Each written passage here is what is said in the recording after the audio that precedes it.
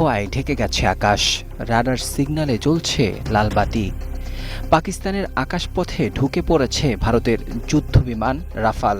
মুহূর্তেই পরিস্থিতি বদলে যায়। সামরিক ঘাঁটিগুলোতে বেজে ওঠে হাই অ্যালার্ট। আকাশে উত্তেজনার আগুন, আর মাটিতে নিঃশ্বাস বন্ধ করে রেখেছে পুরো জাতি।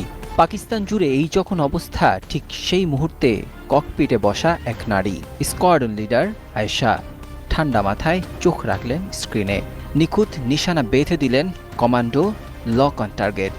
সেকেন্ডের ব্যবধানে পাকিস্তানের আকাশে থেমে যায় ভারতের আধিপত্যের স্বপ্ন। রাফাল বিস্ফোরিত হয় মাঝ আকাশেই। আগুনের গোলায় ছিন্ন ভিন্ন হয়ে পড়ে ভারতের রাফাল যুদ্ধবিমান।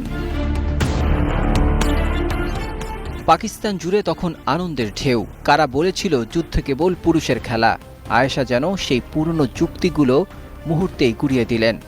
পাকিস্তানের সামরিক ইতিহাসে তিনি প্রথম নারী যিনি শত্রুর যুদ্ধবিমান ভূপাতিত করলেন। এই ঘটনা যেমন সামরিক সাফল্য, তেমনি তা এক বৈপ্লবিক বার্তা।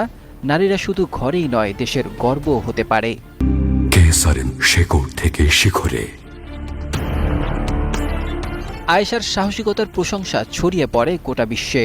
যুক্তরাষ্ট্র, ব্রিটেন, তুরস্ক, বিভিন্ন দেশের সংবাদ মাধ্যমে প্রশংসা করে তার বীরত্বগাথা। পাকিস্তানের প্রধানমন্ত্রী নিজে ফোন করে অভিনন্দন জানান তাকে। প্রতিরক্ষা মন্ত্রণালয় ঘোষণা করে তাকে দেওয়া হবে জাতীয় বীরের সম্মান। বিপরীতে ভারতের মিডিয়ায় তখন হতাশা আর ক্ষোভের ছাপ। 5টি যুদ্ধবিমান হারানোর খবর ছড়িয়ে পড়লে দেশজুড়ে শুরু হয় সমালোচনার ঝড়। পাকিস্তান দাবি করে 3টি রাফাল এবং 2টি সুখোই ও মিগ সিরিজের যুদ্ধবিমান তারা ধ্বংস করেছে। বন্দী করা হয়েছে পাইলটদেরও। সামরিক বিশ্লেষকরা বলছেন এটি কেবল একটি বিমান ধ্বংসের ঘটনা নয়, বরং পুরো যুদ্ধের মোরাল কম্পাস ঘুরিয়ে দিয়েছে এই অপারেশন। আর এই গল্পের কেন্দ্রে রয়েছে নারী স্কোয়াড্রন লিডার আয়েশা।